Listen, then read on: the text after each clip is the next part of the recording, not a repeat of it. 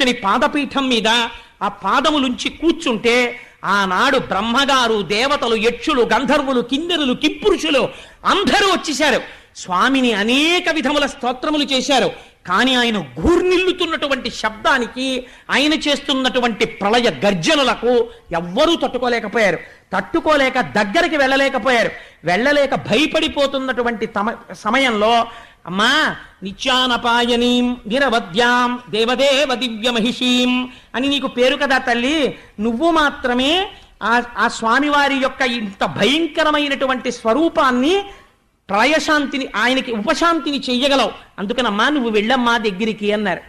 సృష్టిలో ఎన్నడూ లేని విచిత్రం జరిగిందండి. ఆవిడంది, ప్రళయార్క బింబంబు పగిదినున్నదిగా నిన్నెమ్మోము పూర్ణేందు నిభము కాదు, శిఖి శిఖా సంఘం పుచిలువు సూపెడు కాని చుట్కి ప్రసాద భాసురము కాదు, వీర